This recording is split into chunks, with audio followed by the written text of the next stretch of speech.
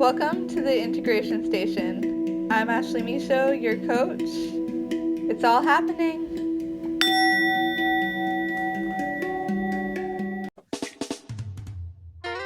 Hello, welcome you beautiful souls. It's Ashley here from Elemental Growth. I just want to, first of all, introduce you to our guest here today. I've got Irene York, which also happens to be my mom, and she is a huge cannabis advocate. We have not had anybody on to talk about this miracle marijuana plant. Yeah, I'm really excited to have her here. She can share so much.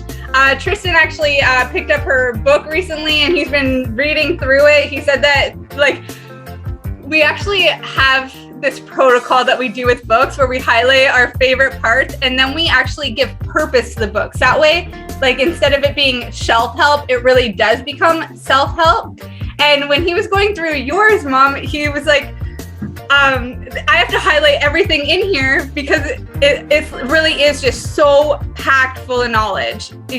Everything is useful and everything can be given a purpose. There's no fluff. You took all of that out and you made it all about facts and useful, practical information. So I just love that. And I love being able to collaborate in this way. Even though we're in different fields, it's still very much the same too. So without further ado, I'm going to pass over to you, and you can introduce yourself and let everybody know your journey from your own words.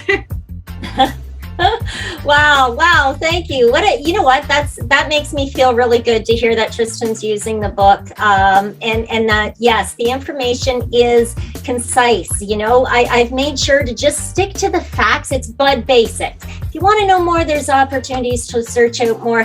If you want the fluffy duffy stuff, go on to social media, all kinds of it there. But I'm Green Irene, and cannabis, all about the cannabis. As you well know, Ashley, I was very against cannabis 20 years ago prior to becoming ill. And then when I came down with an illness, and the doctors, their answer, of course, is pharmaceuticals. And I think you and I both learned from different perspectives, tackling that same pie, how bad and negative and such a negative impact pharmaceuticals can have on us. Just not to mention, although they're there as a band-aid for health and wellness, they really are just a band-aid. I joke all the time and I say, I'm all about the natural methodologies first. Let's try everything we can to fix ourselves, heal thyself, right? Yeah. And mind, body, and soul. So, but at the same time, if I get hit by a car, don't show up on the scene with a joint. I won't be thrilled. However, by the time I'm ready for physio, we better have all kinds of cannabis creams and cannabis lotions and tinctures and it's such a healing herb. I started calling it was funny, you called it the marvelous marijuana. We call it the wonder weed or the healing herb, because it's just so amazing. It's such an amazing plant. So that's where I'm coming from, I guess. I really jumped around there a lot, didn't I? Sorry. It's okay. You know what? I love what you said there about, that if there's an emergency, you need urgent care, a car accident or something like that. Yeah, today's medicine is great for that. But when it comes to having a whole list of problems, a holistic approach is probably your best bet, and this is one of the things I love about functional medicine. This is one of the things I love about people in the holistic space, because they have this wonderful way, miraculous way, I'll even say, of bringing it all together. So often people are like, oh, well, I have problems here and here and here. And then you go to a specialist in this area and a specialist in this area and a specialist in this area.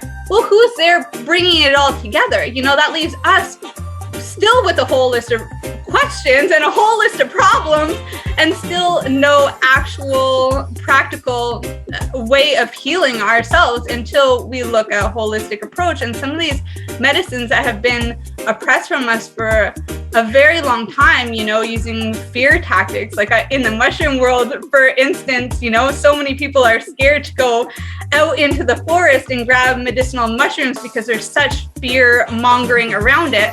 And yet, when it comes to berries, we learned these ones are poisonous and these ones are delicious.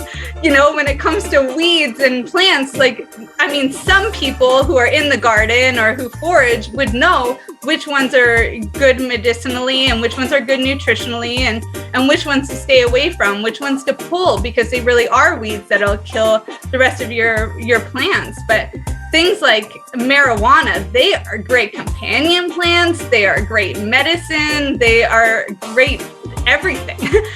Absolutely. And so many of my clients, that you really hit on something there with the fear mongering, and you really did tap into, I think, the biggest challenge that healthcare experiences right now. And there's that gap in between. Yay us for the science and what we've learned and how we can actually look at blood types and get right down to the microscope. We can run all of these tests, all of these research tests to find out what's actually wrong with us, instead of spending 6 months and potentially dying in the course of not knowing we had an infection. However, going back to the healing, the natural medicines, traditional medicine or traditional native philosophy in medicine is that it takes a combination of the healer, the patient, the one who is healing, so their mind and their body and the medicine and the soul, the spirit has to be there as well. All of this combined. So using different natural tools like cannabis in a variety of ways, or as you say, mushrooms, making poultices in the old days was a very common practice amongst the native shamans and medicine men who used to walk through the bush and collect these herbs when they were ripe to harvest, giving thanks and saying, and that medicine helped to heal the individuals. Unfortunately, we got, I guess much of what I say to a lot of my clients often is, we kind of got carried away with science and we got a little too big for our britches and became overly reliant on it. Going back to the natural methodologies, as you know, with my health and wellness, I myself, 15 years ago was very much bedridden in a wheelchair. It took another 5 years. I've been pharmaceutically free now for 10 years, and that's no pharmaceuticals. Now, don't get me wrong. I've taken an over-the-counter Tylenol because of a, self-induced headache from spending too much time in the sun or some such thing, and weakness overcame me. But as far as pharmaceuticals, I manage my conditions completely pharmaceutical free using things like cannabis, neuro-linguistic programming, which is basically how we talk to ourselves. And if you've ever listened to somebody chant mantras or speak affirmations in the morning, this is talking to ourselves and knowing how to talk to ourselves effectively, so that really we only have to say it once for our brain to get it. It takes a little bit longer for the rest of our cells to get the message to, the billions of cells in our body. But neuro-linguistic programming, so retraining the brain and then using hypnosis to make it all happen easily. Again, if we take a look back to the healing medicines of ancient times, a lot of it was that chanting and that mantra and going into a state. And James Braid was an amazing hypnotherapist who, during, I believe it was the First World War, taught anesthesiast hypnosis. So the veterans that were coming, or the soldiers that were coming in with, legs blown off and some such thing. And we didn't have the medicine like we do today. This is back in the 20s or 1913, 1918, something like that anyhow. And James Braid, talked them into a state of hypnotic state where they could actually make that arm or that leg go numb so that the surgeries could be done without any of the chemical anesthesias and anesthetics, so natural is definitely the way to go, because although pharmaceuticals, and I learned this the hard way, although pharmaceuticals will genuinely help you in the moment, they only work for so long, and then you've got to add more, and then more, and then you've got to add pharmaceuticals to counter the side effects of those pharmaceuticals. Yeah. Before you know it, you end up like I did, 93 pills a day. My doctor didn't care. He saw 300 patients a week. It's, it's not that he was jaded to the pain that I was experiencing. And so instead of listening to me whine, here's another prescription. Yep. So, and that has a ripple in so many other areas of life too. It starts out as your health, but then it turns into family and other relationships and, and depression, mindset, like all of this stuff. And the work that you've done to just, make that change, because some of the stuff you were on was very addicting, like fentanyl and such things that are just insane and in my opinion should not even be prescribed, but I understand, why it's been done the way it is, even though I don't think that it's just or right in any way. A lot of it is finances and false training through pharmaceutical. A lot of these doctors, they're trained by the pharmaceuticals industries. Their board of education is the pharmaceutical industry. They're not trained in health, they are trained in pharmaceuticals and what interacts with what and what prescription to give for what problem. They're not trained to find the roots of any problems or anything like this. And this is one of the reasons why I love interviewing and working with the doctors who are starting private practices and, going out on their own and finding other alternatives, much like yourself. You not only healed yourself, but then you went out, started sharing this knowledge of how it is that you were doing it, and then you stumbled across NLP and you're like, this is where my heart and my passion is, like not only the plant but the but adding in these other tools that are so natural that don't even have a substance associated to it.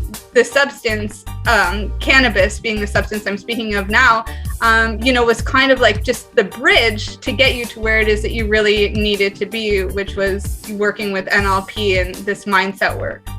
Absolutely. Cannabis was by far the catalyst that got me started on the whole health thing. On looking after my own, becoming the first line of defense in my personal health and wellness, because when it came right down to it, I was the only one that really could fix it. And although I didn't know how, I knew there had to be a way. Again, ancient philosophies, ancient traditions, as you know. And it's funny because it was also cannabis that was the catalyst to me seeking out more information. When I first went off of all of the pharmaceuticals, so while on the pharmaceuticals, I would smoke cannabis. By the way, we're almost at 420, but I would smoke cannabis and it helped. It would alleviate the muscle spasms like that. It would give me relief. And I didn't get the constipation like the pills would do. And pills, as we all know, take approximately 20 minutes to get into our system. Now, I didn't know how to use cannabis. I only knew to smoke it because that had been the only thing I had ever been witness to date. So once I was off the pharmaceuticals, it's 420 and I went to cannabis. Shall we in honor? Let's do it. I got one here too. All right. I almost do every show. Happy 420. Happy 420. Anybody in Eastern Standard Time is experiencing 420, and everybody else, well, it was 420 somewhere. I like it. Very cool. So yeah, I was only smoking it. When I got off of all the pharmaceuticals and my partner was infusing my food, which I was really having a hard time with digestion. So it was mostly liquid foods. Probably let's step into that for a second, because I had meant to bring that up, because I know you have so much of your story. But let's just talk about some of the side effects from the medications that you were on were causing a lot of stomach issues, right? And they were causing you to not eat and all of these other things, which the cannabis was able to support you through that healing process of regulating your body through nutrition, which you were very much lacking in because you weren't able to eat and because of these stomach issues. Absolutely. So it's really interesting because of the pharmaceuticals, I would get bunged up. So, and let's face it, if something goes in, something's got to come out, right? Yeah. We absorb the nutrients, and then the rest is crap that needs to be removed. Literally. This was happening for me. And as the years went on, I just became more and more impacted and the bowels became lazier and lazier because those soft tissue muscles, they're very flat muscles. They work in a peristalsis. So they're supposed to be doing this all the way through your colon. Well, when you're taking heavy duty drugs or pharmaceuticals like opiates or muscle, the different muscle relaxants, the doctor's so what happens is those muscles become lax and they don't want to work anymore. Like my grandmother used to say, use them or lose them. Well, I wasn't using them, so I started to lose that muscle peristalsis that was happening. To which the doctor's response was, you guessed it, more pills. It was called Senecot, which was a bowel and a... Had to. So. Yeah, and it was... so at the end, I was having a bowel move. That's once a month. And yeah, I think I had dropped down to something ridiculous around 85, 86 pounds, somewhere's in that vicinity. And so there was nothing to fight back. There was absolutely nothing. It was just a very slow, pathetic death. And, thank you for bringing it up earlier. You're absolutely right. That affects everyone around you. It affects your family, your children, your parents, your siblings, your friends, the people who have been in your life. They're watching a very slow combination death suicide. Now you could almost say murder death suicide because it is a death. It's sort of a murder because you're being fed these pharmaceuticals without recognizing the actual damage that comes along with them. Thank God for social media sharing so much about how and why pharmaceuticals are so bad. And people that wasn't there when you were doing it though. When you were going through all this, the social media was not there. Like, I just want to note that we were very lucky on the tech side, because when you were doing entrepreneuring and things like that in my early childhood, a lot of it was tech related. And my mom was actually like teaching in elementary schools computers and things like that for a while. We're the first people with computers in our neighborhood, one of the first families with dial-up internet. And I remember like when we got our computer, you painted them all nice to make them like special and unique, like hippie style for me. And, I remember the floppy disk, all that stuff. But social media was not there. This information was not there. A lot of it was entertainment or just starting out. Like for you, it was just programming, which is like, pretty boring. It's not the same as content creation. Actually, one of the things that I did find interesting, before the internet became the internet, it was known as the free net. And it was between universities. This is really interesting fact. Between the universities, we had what was the bulletin boards that we could share information back and forth. And those of us like me in the early days who learned how to break into the free net, it was the free net. So it was easy enough to access these research data banks and that sort of thing from the universities. We could get a lot of information about studies that were being done, that sort of thing. But did you know that the very first e-commerce transaction to take place on the freenet internet was between two universities, and it was a cannabis deal? Yeah, I do remember reading that, or I've heard it from you before. That it's great. Yeah. So I think that's really kind of cool. Now, the internet has evolved considerably. There is a lot of misinformation. There's a lot of missing information. And there's a lot of information that is good. But here's the rule of thumb that I tell everybody. When you're going to go study, like, okay, here, you want to know more about this? take this information that I give you, and it's just kind of the surface. Start digging deeper, but dig on both sides of that information. So here's the stick of information that I'm going to give you. Dig on the left and dig on the right, because that's the only way you're going to get the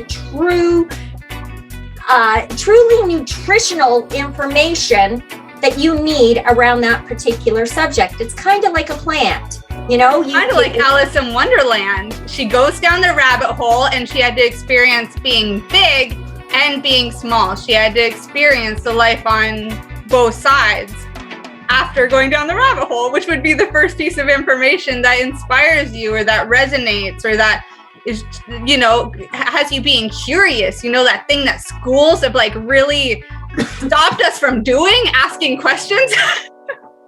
Right? Yes. It's one thing I really, and pardon me, I always going off story. Was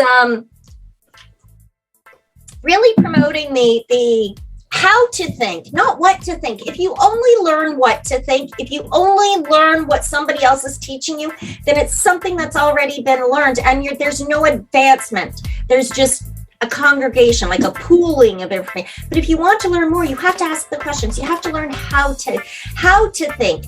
You know, cannabis is so remarkable. Again, coming back to this amazing plant, it is so versatile. When I first started using cannabis, like I said, I smoked it. I have since learned that smoking or combusting cannabis is the most wasteful way to use this beautiful plant. It's used in textiles, it's used for fabrics and for concrete, for building homes, building material. My favorite, the hempcrete. And then if you blow it up with air, you guys, like, I'm so into permaculture, but if you blow the hempcrete with an air compressor, you make aircrete or air hempcrete. And it actually is self-insulating and everything like that. If you guys have an opportunity to get your hands on this stuff, or you're already growing it and want a cool way to use it, go build some homes, you know. Oh, absolutely. And start with, like, remember those things we learned in school? And I think every kid ever that has gone to public school or a government institutionalized school has learned to do these little dioramas. Build a little one first, so you get the idea of what it's all about. And then that gives you something tangible to help build and solidify the dream that you want to put into power. And it's not just about the law of attraction, like attracting these things to us. It's that our brain starts to go in a very specific routine. Neurons that fire together, wire together, and we start rewiring our brain, retraining our brain to think about this home, this desire of this hempcrete, this natural, environmentally friendly home. And so what happens is we start seeing the opportunities we didn't see before, because our focus wasn't there. Our focus wasn't on the house. So just like if we want to paint a yellow sunshine, but I want a very specific yellow sunshine on my car, now I'm going to notice every yellow car out there. But before now, I didn't notice if there were yellow cars on the road. It's the same sort of idea. And cannabis, yeah, it's amazing what it can do. And clothing. Oh my God. Let's think about this for a minute.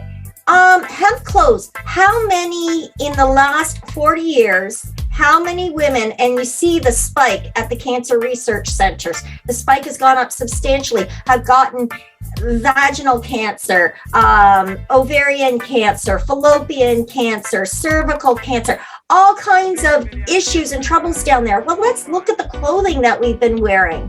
That clothing is full of dyes and chemicals and bleaches, conditioners. Right? Yeah, not to mention the slavery that went into creating it and still happens today with children and people in third world countries. Just because it's not happening around our races and we don't see it here in the Western countries doesn't mean it's not still happening. It's the same thing that they do with the animals. You know, as long as it's far away from your plate or far away from you and you're distracted with whatever sitcoms on TV, you're not going to be asking these questions. But it is important to take that time and just ask, And, you know, part of it is not even asking. It's being grateful and remembering. And yeah, getting curious. Where is this stuff coming from? Yeah, exactly. And there, you know, let's look at hemp clothing. So cannabis-based clothing is, what was that saying they used to say? Oh, cannabis wears in, not. Yeah, the more that we learn, the more that we realize there is still to know. And yeah, there's always more. And it's nice to even honor where we're at in still, honoring that we've already come so far and that there's still more to do, still putting in the effort. I can't remember where it comes from, but there's a saying, and it's the more I learn there is to learn. Yeah, I feel the same way with travel too. The more I travel, the more I realize there is to see. Right? There's just not enough time. Even if you want to be a tourist of your own town, it's still even powerful to do. Anyway, we do just have a few more minutes here, so I wanted to get into the difference of. You were talking about different ways to use the plant, but even when working with it, because a lot of people are using it medicinally, edibles are so big right now. I have this big thing about cutting out the sugar, cutting out not even cutting anything out, but just choosing more natural options. And so we grow cannabis here. We use the leaves. We also will use the flowers for making oil infusions and things like that. But I noticed in the stores or in the shops now, it's all sugar based. It's, these fuzzy drinks. It's taking THC and CBD and having them separate. I really want to get your opinion on this for a few minutes there. You can just fill me in on what's going on here. And then also let everybody know where you're at. I'm just going to pass it over to you for the rest here. Okay, cool. Yeah. Okay. Well, that's a whole loaded question in a very short, brief, succinct period of time. So bottom line, legalization came, or the retail market came right on the heels of legalization, and it was the green rush for everyone. There wasn't enough education or time put into the thought of actually retailing cannabis on the shelves, and government institutions and in poor archaic attitudes and social stigmatisms. All of that played a role. There was a lot of emotional volatility. There was a lot of political instability, and economically, like I said, it was a green rush. So the laws and regulations that they put into place and that consistently changed really didn't afford for any health optional or health aware edible products or products in general on the shelves in the retail stores. Fortunately, cannabis is cannabis. And again, I tell all my patients all the time, while it's legal and as long as it's legal, grow your own, because nothing is ever better. And you can use the whole plant.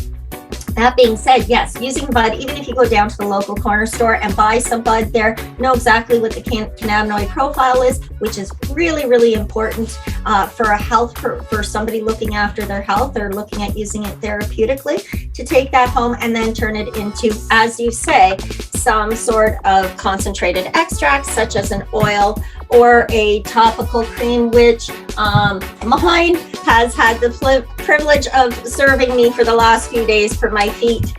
So it's empty and I'm on my way to make more. But you can make all of these at home, really, really easy to look after yourself. There's cannabis infused bath salts, which are amazing for sore and tender muscles. Right? Yeah. And there's no psychotropic high to it, because THC is actually a little bit hydrophobic, so it will not penetrate through the fatty tissues in order to reach the bloodstream when it's going through the derm. So when it's going through the skin and then through those nerves, but it does reach those little nerve endings, which kind of relaxes everything. It also reduces the inflammation, which takes the pressure off your nerves and your muscles. So cannabis topicals are fantastic for anybody that's suffering with any sort of aches and pains, even if it's just from a heavy duty workout. I mean, enjoy. And it's great for your skin. There's a lot of free recipes on my there's a lot of free recipes online. There's even one on my website that tells you how to make the most basic cannabis infused coconut oil, period. That's all it is. And you can use that to make your infused bath salts.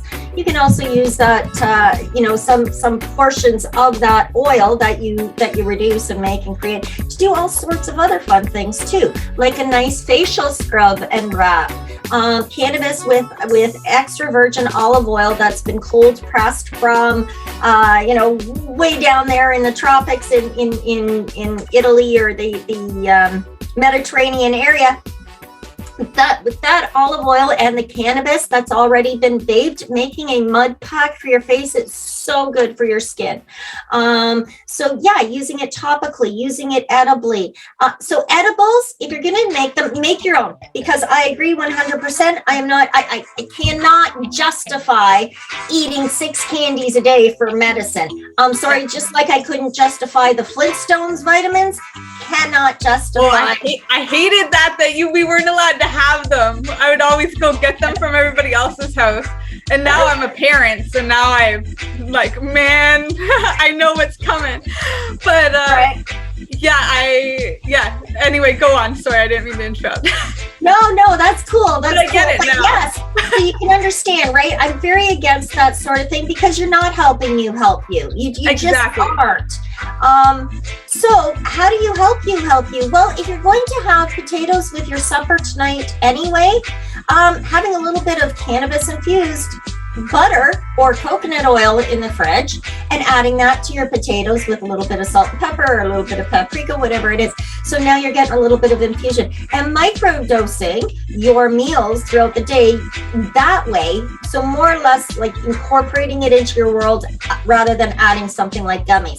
And I realize there's a lot of people out there right now, a lot of craft cannabis cannapreneurs, if you will, creating, sugar-free and this and healthy, Hey, all the power to you. It's a free market, it's free enterprise. But yeah, I mean, if you're looking at it from a health and wellness perspective, definitely make your own until the market stabilizes. And I don't think that it ever will, because for at least 20 years, much like wine, wine, grapes, we can eat grapes, we can make wine.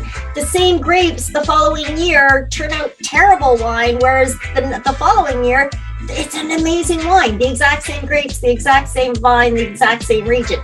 So it really is genuinely a true harvested herb from God or the universe or planetary equation in the evolution of mankind. But we definitely need it. We need it to feed our endocannabinoid system, which has been starving for the last 100 years because it was removed from our diet through the criminalization and crap, right? So yeah, we are what we eat, and cannabis needs to be there to support your endocannabinoid system. Let's get this stuff balanced, because your endocannabinoid system is what helps keep all your other systems in a state of homeostasis, in a state of balance and equal, proper ratios to what it should be. Yeah, thank you so much. I mean, I think we're really going to have you back on here. We'll do another one just more about your business and what you're doing now, like the stuff about NLP, even what inspired you to, we know a bit of your story now, what inspired you to do this, but I mean, coming out of your shell and getting back to life, that was more of a journey, and I'd love to, if you share more about that, and we'll definitely make it happen, okay? Absolutely, that sounds great. And maybe I'll get to have you on my show coming up soon. Yeah, absolutely. Yeah, because I've got the new Creative Visualizations, which is Cannabis and Creative Visualizations, a midweek medicated meditation show that airs on the PACE Radio, which is Patients Advocating Cannabis Education. And and then of course the Fight Fibro on Fridays. So, we'll have to get you on there, because I've had a few questions lately about psilocybin, and as you are well aware, I don't know. Yeah. All right. Yeah, we'll definitely do that. Thank you so much for being here. Thank you for your time, your sharing, your openness. Thank you. So Thank you for having me, and thank you for letting me share. And I love the collaboration. Thank you. Absolutely. Bye.